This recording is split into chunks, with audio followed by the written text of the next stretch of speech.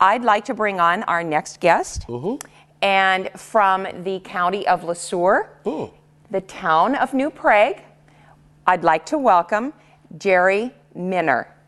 Oh, welcome, Jerry. Welcome.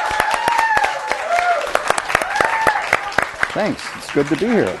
So, Jerry, I understand that you and your wife have a restaurant in New Prague. We have a restaurant right in the southwest corner of New Prague called the Landmark Cafe.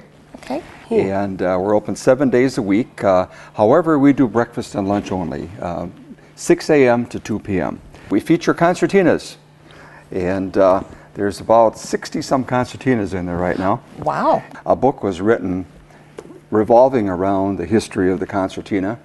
A lot of the work on the book took place in the restaurant, and the color section of the book is actually the display that I have there, the whole history of the concertina.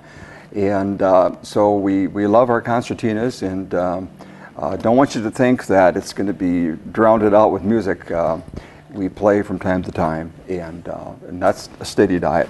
But a lot of people just love to look at the concertinas because of the ornate beauty you have the instrument. There's 600-some rhinestones flashing on the concertina. Wow. And prior to this type of decorating, we had mother of pearl abalone, which was the case with the little one down in front here, and there's a number of those on displays. We've got 374 reeds in here that are vibrating. The tiny one to produce the high sound is a little reed about the size of my little fingernail, and then the lowest note is a great big reed about A long with a hunk of solder on the tip. The concertina has a different sound when you push and pull, and has buttons on both sides, whereas the accordion Is buttons accordion has a piano keyboard on the right side, and then the same sound push and pull. So, Jerry, I've actually been in New Prague, and I've been in your restaurant. Good. That's and great. Seen all the concertinas there. Super. So tell us a little bit about your restaurant. Sure.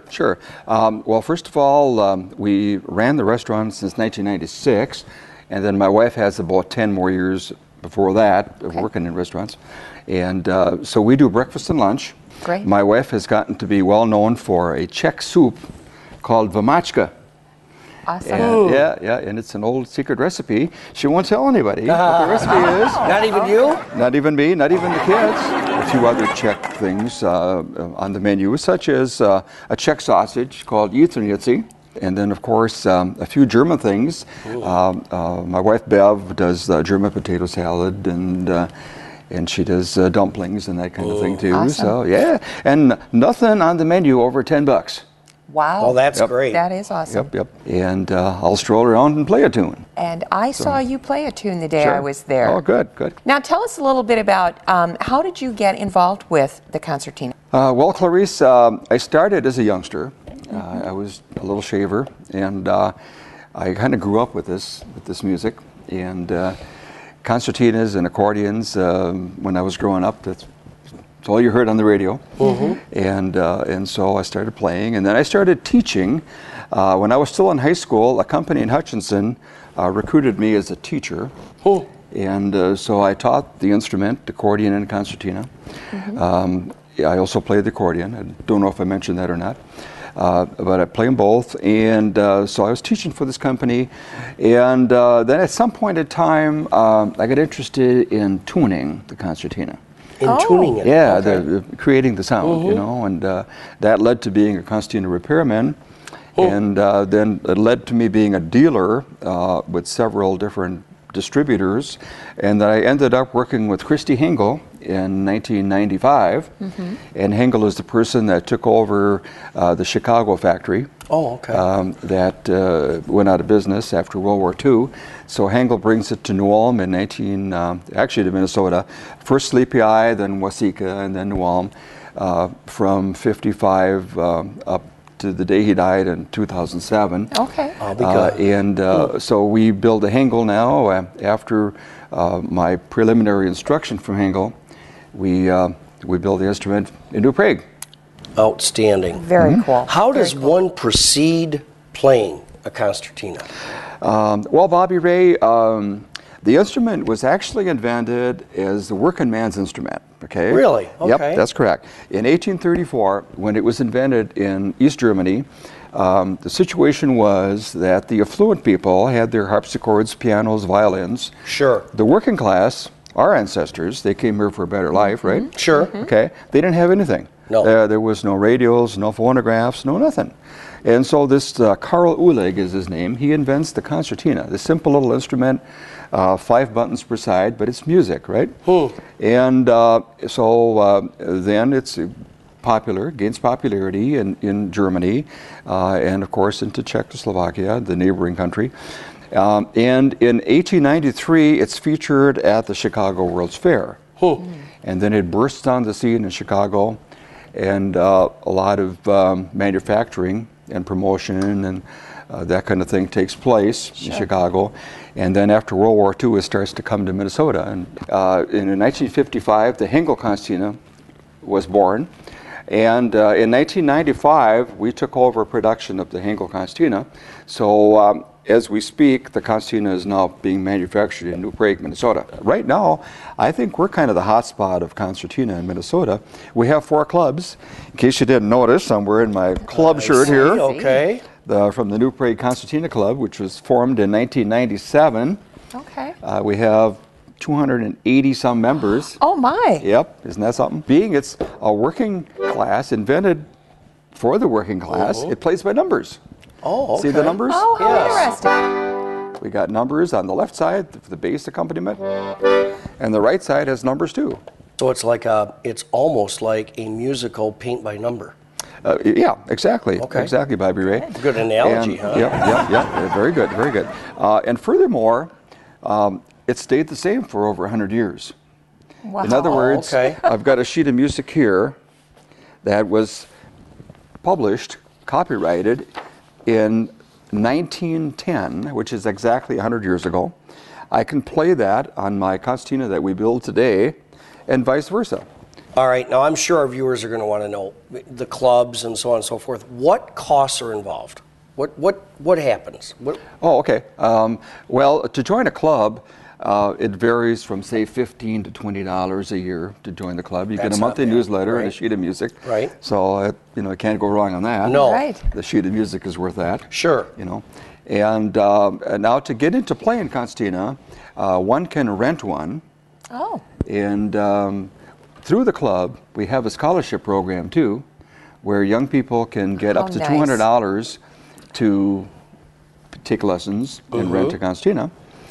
And now to get into it, the price range of a concertina would vary quite a bit. The bottom end would be, say, about maybe somewhere around $400 to $500 for the bottom. That's very and then reasonable. and then Yes, they it go is. right up to about $13,000, $14,000.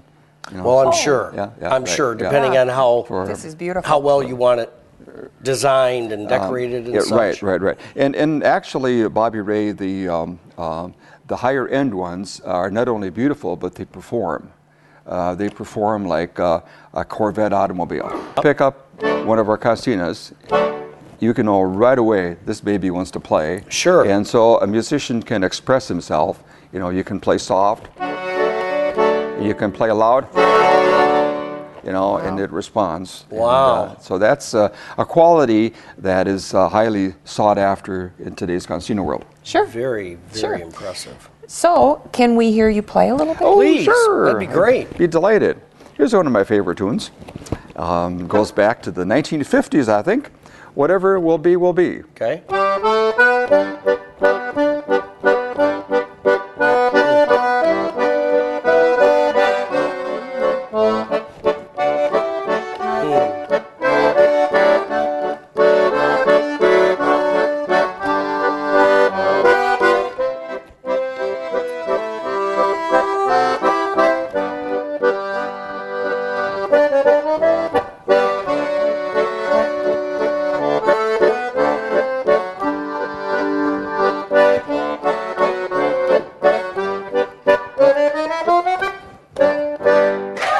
Outstanding. I had a vision of Doris Day. There you go. There you go. You could have sang along. I don't think so. That would have ruined the entire performance. Oh, I don't know. I'm sure it would have. That's okay. My mom used to say I couldn't carry a tune in a handbasket. She's People probably ask me. correct. People ask me too. Jerry, don't you sing? I say, I only sing in the shower. Good answer. Good answer. There we go. Jerry, it's been great to have you here today. Thanks, Bobby. And before you go, what I'd like to do, if you would allow us the time, Sure. is we'd like to join a citizen from Sweet Swine County who has discovered another point of interest outside Sweet Swine. Do you have time? Okay, go for it. All right, let's do it.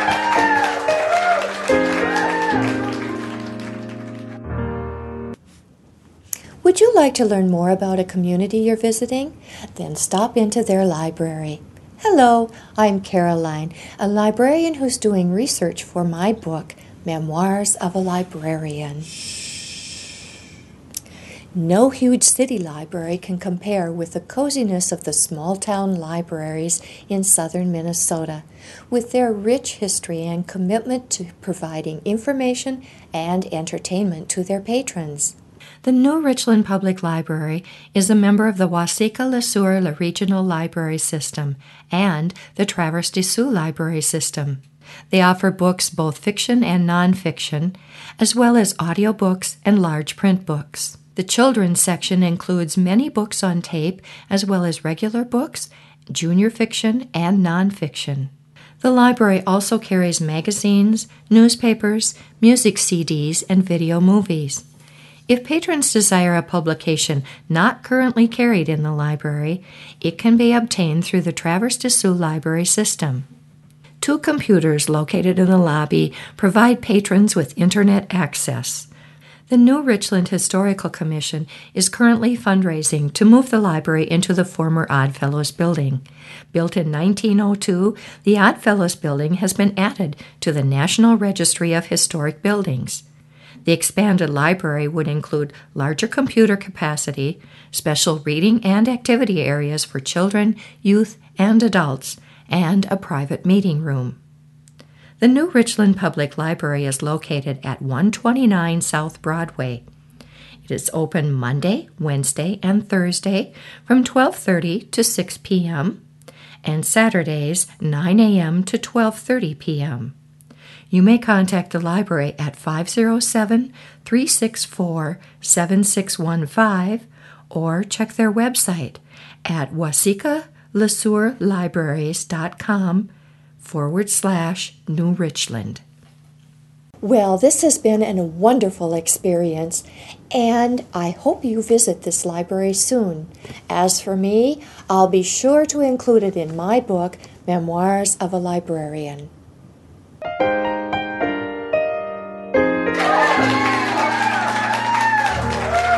Bobby Ray, that was a great That sure segment. was. That was outstanding. Yes. And you know, I want to tell you something. We want to thank Jerry for being here today. Absolutely. But before we go, My pleasure. because I know our viewers are going to want to know how to get in touch with you. Sure. Yep. Please, would you mind sharing your phone number and how we could get in touch with you? Hey, I'd love to do that. That'd be great. Sure, Bobby Ray. Basically, there's 2 phone numbers. There's my music business, JBM Sound Incorporated, and that number is 952-758-4797. Then there's the Landmark Cafe, where we're open from 6 to 2, 7 days a week, and good food and the Constantina exhibit. That phone number is 952-758-6772. Great. Jerry, we really want to thank you very much for being here today. This Thanks, has been Bob. very, very instructional and Thanks, everybody. also entertaining. Thank you. Look forward to coming to your restaurant. That'd be great. Love to see you. We'd also like to thank all of you, our viewers, for joining us again. And until the next time, please watch the Cocklebur Morning Show, where we weed out the big stories throughout Sweet Swine County. Bye-bye. Bye.